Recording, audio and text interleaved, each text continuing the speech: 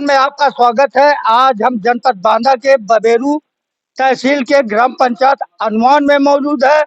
वहां मौजूद है जहां विगत वर्षों पहले परमहंस स्वामी जी का स्थान है और ये स्थान ग्रामीणों के द्वारा बताया जाएगा कि वो किस तरह से समाधि ली गई है। और ये बगल में जो तालाब बना है उसमें क्या मछली जो पलती है, अगर चोरी से कोई चोरी छिप के ले जाता है तो वो मछली उसको पत्ती नहीं है, वो स्थान का आशीर्वाद है। अब हमारे साथ ग्रामीण जुड़ते हैं, अब वो बताएंगे कि ये कब समाधि लिया है। जी क्या नाम है?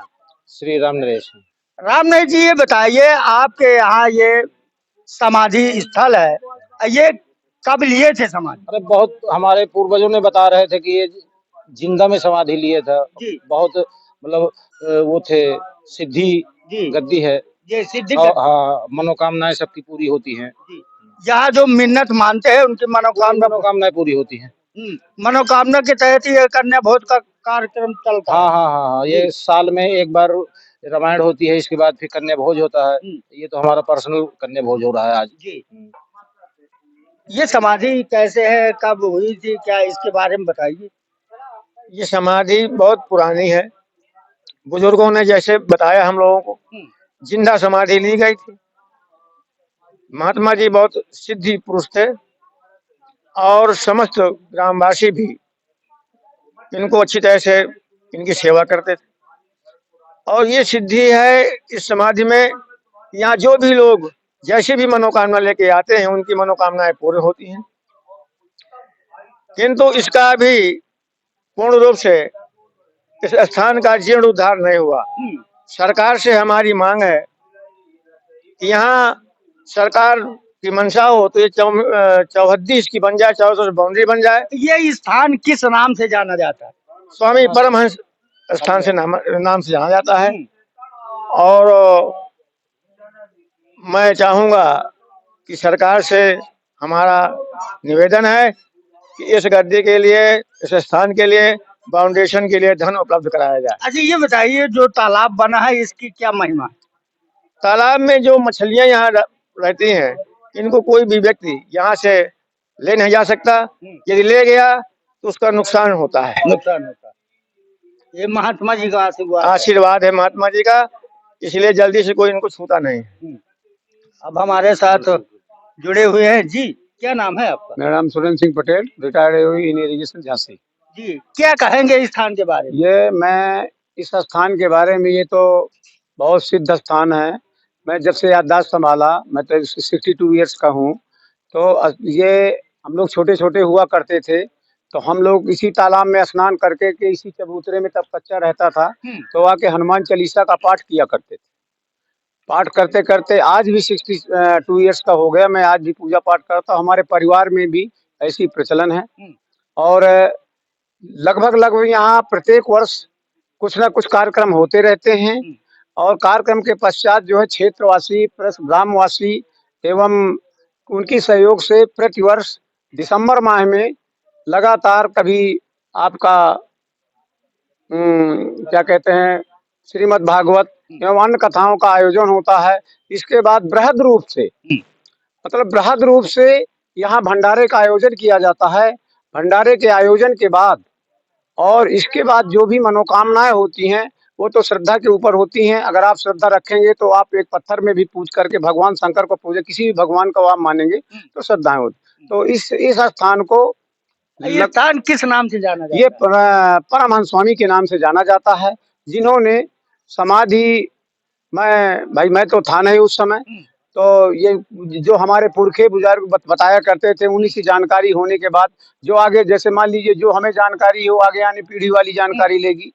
और मैंने देखा कई भी तरह की सरकारें आई, मैंने भी मांग रखा, मैंने भी लिखा पढ़ी की इसके लिए, मगर कोई सरकार, मगर इस जो सरकार है विगत 98-99 से विगत 12 के बाद जो भी सरकार है बहुत अच्छी है। और इसके साथ मंदिर और मस्जिद गुरुद्वारे को लिए बराबर धन उपयोग कर रही है। तो मेरा सरकार से अनुरोध है इसकी सुंदरीकरण के लिए लगभग किसी भी निधि से, हम कहते हैं पार्ट वाइज त्रैमासिक योजना के अनुसार पंचायत निधि और जिला पंचायत निधि, विधायक निधि, सांसद निधि, राज्य आयोग, वित्त आयोग से, 14वां वित्त आयोग से अगर फंड दिला देगी तो इस हम हमारे परम पूज्य परमहंस स्वामी के लिए सुंदरीकरण के लिए हमारी boundary wall plus 3 set plus वो जाने के लिए रास्ता, आने जाने, क्योंकि विकलांगों के लिए क्या कहते हैं सीढ़ियाँ, विकलांग भी बहुत से आते हैं तो आने जाने के लिए, तो उनके लिए श्रद्धा के लिए, दर्शन के लिए एक सुविधा हो जाएगी। मेरा आपसे मीडिया के माध्यम से सरकार को संदेश भेज रहे हैं हम समस्त ग्रामवासी कि इस हमारे इस परम पूज्य परमात्मा परमहंस स्वामी की कृपा से आगे सरकार और बनी रहेगी।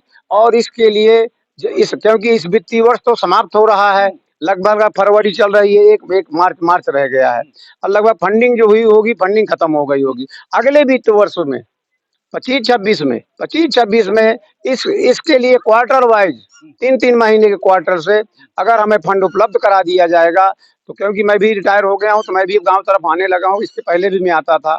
और तो अगर इसका सुंदरीकरण हो जाएगा, क्योंकि बबेरू और हमारी तहसील जो है बुंदेलखंड की कोंच तहसील पैदावार में, इसके बाद माधवगढ़ तहसील और ये हमारी बबेरू तहसील पैदावार में, जिसकी यहाँ की धान की पैदावार विगत दिनों से हमारे किसान में भाई मेहनत करते हैं, तो धान भी हमारा यूपी से करे विदेशों तक लीज में जाता है। लीज में जाकर अच्छा ये बताइए, जो तालाब बना है इसकी महिमा क्या है? तालाब, ये तो देखिए इसकी महिमाएं ये है कि देखिए मछली, पहली बात तो देखिए इसमें हम लोगों की कमी है, मैं जो कहूँगा मैं कहूँगा भाई, देखिए हम लोग जैसे कोई भी करते हैं काम, इसमें स्नान करते हैं, कपड़े धोते हैं, मगर मैं भी आता हूँ तो मैं देखता हूँ तो यहाँ कपड़े को जो मेरे ग्रामवासियों से भी अनुरोध है कि जब एक कपड़े धोते हैं तो उसकी सफाई करें, और इतना गंदा करते हैं और गंदा करने के बाद वो क्या कहते हैं सफाई नहीं करते। इसके लिए मैंने 2-4 लोगों से कहा भी, तो अब ग्रामवासी तो आप जानते ही हैं, तो थोड़ा बहुत ये इसके लिए सफाई, एक अभी इस साल जो है अर्थवर्क का काम हुआ है, खुदाई हुई है, और जैसे मछली पालन खत्म हो गया, तो इसमें मछली वगैरह जो पाली जाती है इसको किसी के रोक लगाई जाए, यदि चोरी छुपे मारता है कोई, तो इसके लिए तो हमारे परमहंस स्वामी शास्त्र। मैं यहीं से विराम देता हूं। कैमरामैन निर्मल सिंह के साथ नटू प्रसाद पटेल।